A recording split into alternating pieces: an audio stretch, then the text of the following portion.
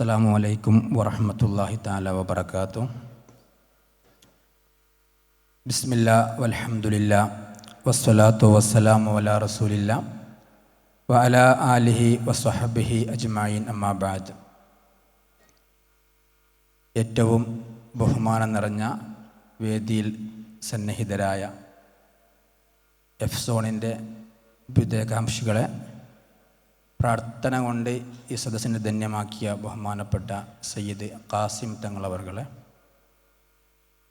അതിലുപരി വിവിധങ്ങളായ പ്രദേശങ്ങളിൽ നിന്ന് ഇന്ന് രാവിലെയും ഇന്നലെ രാത്രിയുമായൊക്കെ പുറപ്പെട്ട് ഇവിടെ എത്തിച്ചേർന്ന എഫ്സോണിൻ്റെ പ്രിയപ്പെട്ട കുടുംബാംഗങ്ങൾ, സഹോദര സഹോദരിമാരെ, ഒരു വിശാലമായ അധ്യക്ഷ ഭാഷണമൊന്നും ഞാൻ ഉദ്ദേശിക്കുന്നില്ല. നമ്മുടെ സ്വാഗത ഭാഷകൻ പ്രിയപ്പെട്ട എഫ്സോണിൻ്റെ ഡയറക്ടർ കൂടിയായ അനസ് ഉസ്താദ് കൊല്ലം വ്യക്തമായ ഭാഷയിൽ എഫ്സോണിൻ്റെ പ്രയാണങ്ങളെപ്പറ്റിയും അതിൻ്റെ മുന്നോട്ടുള്ള നീക്കങ്ങളെപ്പറ്റിയൊക്കെ ഏകദേശ ധാരണ സദസ്സിന് കൊടുത്തിട്ടുണ്ട്. ഇൻഷാ അല്ലാഹ് അതിൻ്റെ ബാക്കിയായിട്ട് അതിൻ്റെ ഒരു വിശദമായ സംസാരം നമ്മുടെ മാനേജിംഗ് ഡയറക്ടർ കൂടിയായ മൊയ്തീൻ കുട്ടി ഫൈസി അല്പസമയം കഴിഞ്ഞാൽ ഇവിടെ അവതരിപ്പിക്കുകയും ചെയ്യും.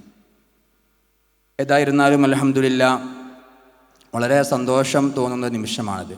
കഴിഞ്ഞ വർഷം നമ്മളൊരു ഫാമിലി മീറ്റ് വിളിച്ചപ്പോൾ 500 പേർക്ക് ഉൾക്കൊള്ളാവുന്ന ഒരു ഹാള് നമ്മൾ സംഘടിപ്പിച്ചപ്പോൾ തന്നെ അതിലൊരു 25% ചെയറും കാലിയായൊരവസ്ഥ ഉണ്ടായിരുന്നു.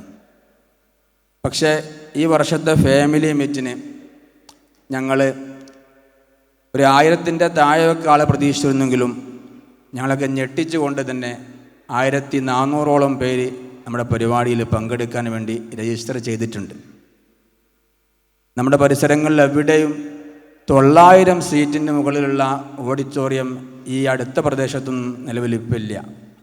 പക്ഷേ കുട്ടികളൊക്കെ ഉള്ളത് കൊണ്ട് തന്നെ അഡ്ജസ്റ്റ് ചെയ്യാമെന്ന് കരുതിയാണ് 900 സീറ്റ് മാത്രം സ്ഥലമുള്ള കപ്പാസിറ്റിയുള്ള ഈ ഓഡിറ്റോറിയം നമ്മൾ തിരഞ്ഞെടുക്കാൻ കാരണം. ഇൻഷാ അല്ലാഹ് വരും വർഷങ്ങളിലൊക്കെ നമുക്ക് ഇത്തരം ഫാമിലി മീറ്റുകൾ വിളിക്കുമ്പോൾ, ഇനിയും ആൾ കൂടുമ്പോൾ എവിടെ വെച്ച് വിളിക്കണമെന്നൊരാശങ്ക നമുക്കുണ്ട്. ഏതായിരുന്നാലും വളരെ സ്നേഹത്തോടെ സന്തോഷത്തോടെ നിങ്ങളോട് അറിയിക്കാനുള്ളത്, നമ്മുടെ പരിപാടിക്ക് വിദേശത്ത് നിന്ന് നേരിട്ട് വന്ന ആൾക്കാരുണ്ട്. അതായത് അദ്ദേഹം വീട്ടിൽ പോലും പോകാതെ റൂമെടുത്ത് നേരെ എയർപോർട്ടിൽ നിന്ന് ഇവിടെ എത്തിയ ആൾക്കാരുണ്ട്. വിവിധങ്ങളായ ഗൂഡല്ലൂരിൽ നിന്ന് വന്ന ഒരു സുഹൃത്ത് ഉസ്താദുണ്ട്. അതേപോലെ തന്നെ കാസർഗോഡിൽ നിന്നും, അതേപോലെ തന്നെ വിവിധങ്ങളായ പ്രദേശങ്ങളിൽ നിന്ന് വന്ന ആൾക്കാരുണ്ട്. അതിൻ്റെയൊക്കെ അർത്ഥം എഫ്സോണിൻ്റെ ബന്ധങ്ങൾ നമ്മുടെ കേരളം മാത്രമല്ല, കേരളത്തിൻ്റെ പുറത്തും കേരളത്തിലെ എല്ലാ ജില്ലകളിലും നമുക്ക് സഹായത്തിനും സൗഹാർദ്ദത്തിനും പരസ്പരം ബന്ധപ്പെടുന്നതിന് വേണ്ടിയൊക്കെ ഈ കൂട്ടായ്മയെ നമുക്ക് ഡൈവേർട്ട് ചെയ്യേണ്ടതുണ്ട്. കേവലം ഒരു ബിസിനസ് എന്നതിലുപരി നേരത്തെ സൂചിപ്പിച്ചതുപോലെ മറ്റുള്ള മാനുഷിക ബന്ധങ്ങളിലേക്കും മറ്റുള്ള പ്രവർത്തനങ്ങളിലേക്ക് കൂടി ബിസിനസ്സിൻ്റെ അപ്പുറത്തേക്ക് ഇതിനെ നമുക്ക് കൊണ്ടുപോകണം. ഇൻഷാ അല്ലാഹ് വരും ദിവസങ്ങളിൽ അല്ലെങ്കിൽ വരും വർഷങ്ങളിലൊക്കെ അതിനു വേണ്ടി കൂടിയുള്ള ഒരു പ്ലാനിങ് എഫ്സോൺ തയ്യാറാക്കും. അത്തരം ഘട്ടങ്ങളിലൊക്കെ നിങ്ങളുടെ സമ്പൂർണമായ സഹകരണം അതിനു വേണ്ടിയൊക്കെ ഉണ്ടാകണമെന്ന് ഞാൻ ആദ്യമേ നിങ്ങളെ അറിയിക്കുകയാണ്. നാം മനസ്സിലാക്കിയതുപോലെ കേരളത്തിൻ്റെ പുറത്തും വിവിധങ്ങളായ ബിസിനസ് സംരംഭങ്ങളുണ്ട്. വർഷങ്ങളെ പാരമ്പര്യമുള്ള ബിസിനസ് സംരംഭങ്ങളുണ്ട്. പതിറ്റാണ്ടുകളെ പാരമ്പര്യമുള്ള ബിസിനസ് സംരംഭങ്ങളുണ്ട്. എന്നാൽ കേവലം 5 വർഷം പോലും തികയാത്ത 4 വർഷം കഴിഞ്ഞ ഈ എഫ്സോണിന് എന്തുകൊണ്ട് ഇത്തരം വർഷത്തിനുള്ളിൽ ഈ ഒരു വിശ്വാസത, ഈ ഒരു ട്രസ്റ്റ് ബിൽഡ് ചെയ്യാൻ പറ്റി എന്നത് നമ്മളൊക്കെ കൃത്യമായി ആലോചിച്ച് മനസ്സിലാക്കേണ്ട ഒരു വിഷയമാണ്. ഞാൻ മനസ്സിലാക്കിയതുപോലെ തന്നെ എഫ്സോൺ എന്ന് പറഞ്ഞാൽ കേവലം ഒരു ബിസിനസ് എന്നതിലുപരി അതിനെ കൃത്യമായ അജണ്ടയോടുകൂടി പരിശുദ്ധമായ ദീനിൻ്റെ ചിഹ്നങ്ങളെയും അതിൻ്റെ മതവിധികളെയും പരമാവധി ഉൾക്കൊള്ളിക്കാൻ, പരമാവധി കൂട്ടിപ്പിടിക്കാൻ കഴിയുന്ന രീതിയിലൊക്കെ ഇത് നമ്മൾ സംവിധാനിച്ചിട്ടുണ്ട്. ഇൻഷാ അല്ലാഹ് മുന്നോട്ടുള്ള പോക്കിലും മുന്നോട്ടുള്ള പ്രയാണത്തിലും അങ്ങനെ തന്നെ തുടരാൻ അള്ളാഹു തൗഫീഖ് ചെയ്യട്ടെ എന്ന് ആത്മാർത്ഥമായി ദുആ ചെയ്യുകയാണ്. ഇൻഷാ അല്ലാഹ് നിങ്ങളുടെയൊക്കെ ദുആകളിൽ എപ്പോഴും ഇത് ഉണ്ടാവേണ്ടതുണ്ട്. ഞാൻ പറഞ്ഞതുപോലെ കേവലം 4 വർഷം കൊണ്ട് തുടങ്ങിയ നമ്മുടെ ബിസിനസ് സംരംഭം, ഏതൊരു ബിസിനസ് സംരംഭവും സമൂഹത്തിൽ അതിനെ ശ്രദ്ധിക്കണമെങ്കിൽ, അതിനൊരു വളർച്ച ഉണ്ടാവണമെങ്കിൽ നമുക്കറിയാം നല്ല ട്രസ്റ്റ് ബിൽഡ് ചെയ്യേണ്ടതുണ്ട്.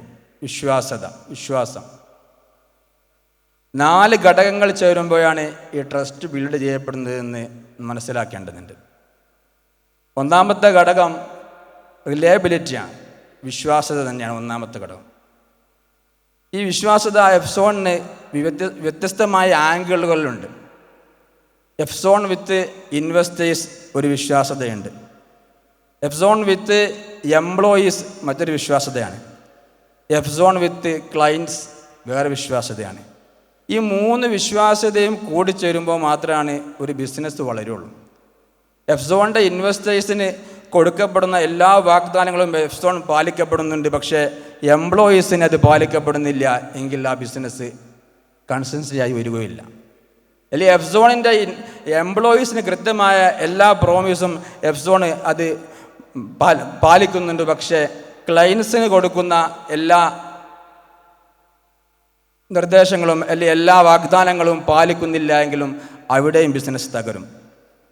ഇൻഷാ അല്ലാഹ് ഈ 3 ആംഗിളുകളും കൃത്യമായി അതിനെ വളരെ ഇത്തഖുല്ലാഹ മസ്തതഅതു എന്നൊക്കെ പറഞ്ഞതുപോലെ കഴിവിൻ്റെ പരമാവധി അതിനെ പാലിക്കാനും അതിനെ ശ്രദ്ധിക്കാനും ഏറെക്കുറെ നമുക്ക് കഴിഞ്ഞിട്ടുണ്ട് എന്നത് തന്നെയാണ് ഈ റിലയബിലിറ്റി ഇവിടെ ബിൽഡ് ചെയ്യാൻ കാരണമായത്. രണ്ടാമത്, ഈ ട്രസ്റ്റ് ബിൽഡ് ചെയ്യണമെങ്കിൽ നമുക്കറിയാം നല്ല സിൻസിയറിറ്റി വേണം. നല്ല ആത്മാർത്ഥമായ പ്രവർത്തനങ്ങൾ ഇതിൻ്റെ എല്ലാ ഭാഗത്തും നടന്നിരിക്കണം. ആത്മാർത്ഥമായ പ്രവർത്തനം നിങ്ങളെ ഭാഗത്തുനിന്ന് ഉണ്ടാവണം, ഇത് നടത്തുന്ന ഞങ്ങളെ ഭാഗത്തുനിന്നുണ്ടാവണം. കേവലം നേരത്തെയൊക്കെ പറയുന്നത് പോലെ ഒരു 1-2 ലക്ഷം ഇൻവെസ്റ്റ് ചെയ്തിട്ട് ആ മാസത്തിലുള്ള ഒരു റിട്ടേൺ പ്രതീക്ഷിച്ച് മാത്രം നിങ്ങൾ ഇരിക്കുന്നതിൻ്റെ അപ്പുറത്തേക്ക് നിങ്ങൾ എഫ്സോണിൻ്റെ പ്രൊമോട്ടേഴ്സും എഫ്സോണിൻ്റെ ഡെവലപ്മെൻറ്റിന് ആവശ്യമായ എല്ലാ സഹകരണവും ചെയ്യുന്ന ആൾക്കാർ നിങ്ങളുമാവണം. ഞങ്ങൾ രാപ്പകലില്ലാതെ ഇതിനു വേണ്ടി പ്രവർത്തിക്കുന്നത് പോലെ തന്നെ നിങ്ങളുടെയും ഒരു അദൃശ്യമായ സഹായങ്ങൾ, അത് പ്രാർത്ഥനാ രൂപത്തിലാവാം, പ്രവൃത്തി കൊണ്ടാവാം, മീഡിയ ഉപയോഗിച്ചാവാം, എഫ്സോണിലേക്ക് മറ്റുള്ളവരെ അടുപ്പിച്ചുകൊണ്ടാവാം, എഫ്സോണിൻ്റെ പ്രോഡക്റ്റുകളെ സമൂഹത്തിന് പരിചയപ്പെടുത്തിക്കൊണ്ടാവാം. ഏത് രീതിയിലും ഈ ഒരു ആത്മാർത്ഥമായ ഒരു സമീപനം, ഈ സിൻസിയറിറ്റി നമുക്ക് ഉണ്ടായാൽ മാത്രമേ ഇവിടെ ട്രസ്റ്റ് ബിൽഡ് ചെയ്യപ്പെടുകയുള്ളൂ. മൂന്നാമത്തെ എലമെൻറ്റ്സ് ഘടകം കേപ്പബിലിറ്റിയാണ്. എത്ര ഇൻവെസ്റ്റ് ചെയ്തിട്ട് എന്താ കാര്യം? ഇതിനെ മാനേജ് ചെയ്യുന്നവർക്ക് ഇത് കൊണ്ടുപോകാനുള്ള കേപ്പബിലിറ്റി, സ്കില്ല്, കഴിവില്ല എങ്കിലും ബിസിനസ്സിൻ്റെ ട്രസ്റ്റിനെ ബാധിക്കും. ഇൻഷാ അല്ലാഹ് അൽഹംദുലില്ലാഹ് നമ്മുടെ ഈ പ്രവർത്തനങ്ങളൊക്കെ ഈ 4 വർഷം കൊണ്ട് നമ്മൾ ഉദ്ദേശിക്കുന്നതിൻ്റെ അപ്പുറത്തേക്ക് ഇതിനെ എത്തിക്കാനും കഴിഞ്ഞത് ഇതിൻ്റെ പിന്നിൽ പ്രവർത്തിക്കുന്ന ഇതിൻ്റെ മാനേജ്മെൻറ്റ് മാത്രമല്ല, ഇതിൻ്റെ വർക്കിംഗ് ആയ ഇതിൻ്റെ സ്റ്റാഫിൻ്റെയൊക്കെ കേപ്പബിലിറ്റിയും സ്കില്ലും ഉപയോഗപ്പെടുത്തിക്കൊണ്ട് തന്നെയാണ് എന്ന് നമുക്ക് നിസ്സംശയം പറയാൻ സാധിക്കും. നാലാമത്തെ എലമെൻറ്റ്സ് കമ്മ്യൂണിക്കേഷനാണ്. നിരന്തരമായ ആശയവിനിമയങ്ങൾ നടക്കണം. ബിസിനസ് ട്രാൻസ്പെറൻസി ആയിരിക്കണം, സുതാര്യമായിരിക്കണം. ഇപ്പോൾ ഈ ഒരുമിച്ച് കൂടിയ ഈ 1000-ഓളം പേര് എഫ്സോണിൻ്റെ ട്രാൻസ്പെറൻസി, ഈ സുതാര്യത കൊണ്ട് മാത്രം കടന്നു വന്ന ആൾക്കാരാണ്. ഇവിടെ എത്രയോ ബിസിനസ് സംരംഭങ്ങളുണ്ട്, ബിസിനസ് സംവിധാനങ്ങളുണ്ട്, പുതിയതും പഴയതുമൊക്കെ ഉണ്ട്. പക്ഷേ പലർക്കും ഈ ഇൻവെസ്റ്റേഴ്സിനെ ഒന്ന് കൂട്ടി യോജിപ്പിക്കാൻ പോലും സാധിക്കാറില്ല. കാരണം ഒരു ഫിയർ, വലിയ പേടി ഇതിൻ്റെ പിന്നിലുണ്ട്. കാരണം ബിസിനസ് ഫെയിലായി കഴിഞ്ഞാൽ ഒറ്റ വാട്സപ്പ് ഗ്രൂപ്പ് കൊണ്ട് എന്ത് ചെയ്യുക, എല്ലാം നിർത്താൻ പറ്റും, വേറെ ഒന്നും ചെയ്യേണ്ട. മറ്റത് ബിസിനസ് ഫെയിലായതിന് ശേഷം ആക്ഷൻ കമ്മിറ്റി ഉണ്ടാക്കണം, ഇതിനെ പൈസ റിട്ടേൺ തിരിച്ചു പിടിക്കാൻ. അതിന് എവിടെ നിന്നൊക്കെ അഡ്രസ്സ് സംഘടിപ്പിക്കണം, ഒന്നും ആവശ്യമില്ല. നമ്മുടെ വാട്സപ്പ് ഗ്രൂപ്പിൽ എല്ലാ ഇൻവെസ്റ്റേഴ്സും ഉണ്ട്. ഒറ്റ ഗ്രൂപ്പിൽ നമ്മൾ അഡ്മിനുള്ളിൽ ചില സമയങ്ങൾ ആക്കാറുണ്ടെങ്കിലും അഡ്മിനുള്ളിൽ ആക്കിയിട്ടില്ലെങ്കിൽ എന്ത് ചെയ്യുക, ആർക്കും എപ്പോഴും ഇടപെടാം. ഞാൻ അതല്ല, അതിൻ്റെ ലിസ്റ്റിൽ പോയാൽ എല്ലാവരുടെ നമ്പറും കിട്ടും. അപ്പോൾ അൽഹംദുലില്ലാ ഈ ഒരു സുതാര്യതയാണ് എഫ്സോണിനെ ഈ 4 വർഷം കൊണ്ട് ഒരു 40 വർഷത്തിൻ്റെ നേട്ടത്തിലേക്ക് എത്തിച്ചത് എന്ന് നമുക്ക് പറയാൻ സാധിക്കും. അപ്പോൾ ആ ഒരു സുതാര്യത കേവലം ഞാൻ എൻ്റെ അതര വ്യായാമത്തിന് വേണ്ടി പറയുന്നതല്ല.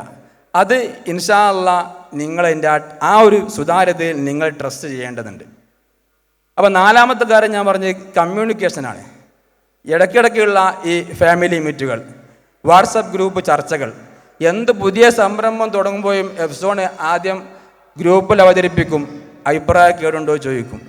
മൊത്തത്തിൽ ആൾക്കാർ അഭിപ്രായം എടുത്തിട്ട് വലിയ പ്രശ്നങ്ങളൊന്നുമില്ല, ഭൂരിപക്ഷത്തിൻ്റെ അഭിപ്രായം എന്താണോ അതനുസരിച്ച് മുന്നോട്ട് പോയിട്ടുണ്ട്. ഇൻഷാ അല്ലാഹ് ഇനിയും അങ്ങനെ തന്നെയാണ് മുമ്പോട്ട് ആഗ്രഹിക്കുന്നതും. അപ്പോൾ ഈ 4 കാര്യങ്ങൾ, ഈ റിലയബിലിറ്റിയും സിൻസിയറിറ്റിയും കേപ്പബിലിറ്റിയും കമ്മ്യൂണിക്കേഷനും ഒരുമിച്ച് കൂടുമ്പോൾ മാത്രമേ ഒരു ബിസിനസ്സിൻ്റെ ട്രസ്റ്റ് ബിൽഡ് ചെയ്യപ്പെടുന്നുള്ളൂ. ഇൻഷാ അല്ലാഹ് അതിന് വേണ്ടിയായിരിക്കണം നമ്മുടെ ഈ കൂടിക്കാഴ്ചകളും ഈ ഒരുമിച്ച് കൂടലും ഒക്കെ. നാം പറഞ്ഞതുപോലെ ഒരു 2 വർഷം മുമ്പ് വരെ ഇതിൽ ചേർന്ന എല്ലാവരെയും നമുക്ക് നേരിട്ട് വ്യക്തമായ പരിചയം ഉണ്ടായിരുന്നു. പക്ഷേ ഈ 2 വർഷമായിട്ട് നമുക്ക് പലപ്പോഴും ഓഫീസിൽ വന്ന് അവർ മടങ്ങിപ്പോയത് കൊണ്ട് തന്നെ പലരും പരിചയമില്ല. ഇതൊക്കെ നമ്മൾ എന്ത് ചെയ്യണം, പരിചയം പുതുക്കിക്കൊണ്ടേയിരിക്കണം.